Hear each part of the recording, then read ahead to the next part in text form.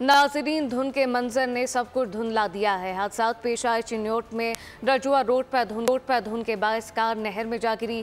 2 बहनें जाम बहक हो गई, 3 अफराद जख्मी हुए। इस मुतालिक मजीद भी तफसीलात आपको बताएं तो ये भी बताते चलें कि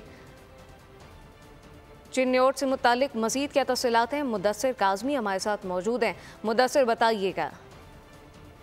हाँ जी, बिल्कुल। ये इंतहाई अफसोसनाक वाक़या थाना रुजिया के करीब सेम नहर है, जहाँ पर शदीद धुंध के बायस जो है एक कार जो सेम नहर में जा गिरी, जिसमें एक ही खानदान के 6 अफराद शामिल थे, जो थाना सिटी एरिया के जो सिटी हुसैनाबाद के रहशी हैं, जिनमें 2 बहनें जाँ बहक होगी और 1 साल की जो बच्ची है जिसकी लाश अभी तक लापता है, जिसको तलाश जारी है, रेस्क्यू ऑपरेशन जारी है।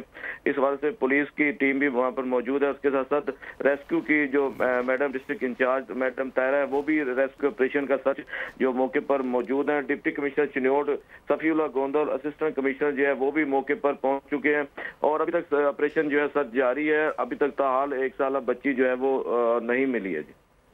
अच्छा मुदस्सिर, ये भी बताइएगा, ऑपरेशन तो यकीनी तौर पे जारी है, लेकिन हमने देखा कि यके बाद दीगर वाक़यात हो रहे हैं, दीगर हादसात पेश आ रहे हैं, फिर ये चिन्योट का वाक़या भी है, तो इस मुतालिक मज़ीद क्या मजमूई तौर पे क्या काम किया जा रहा है इसके इदराक के लिए?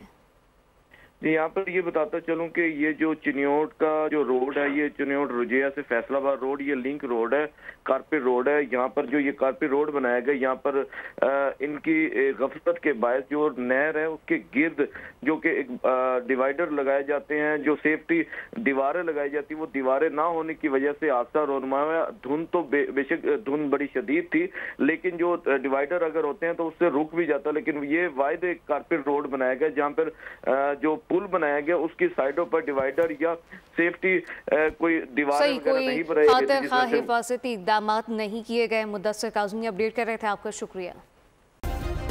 सब्सक्राइब करें और बेल दबाएं ताकि कोई खबर रह न जाए।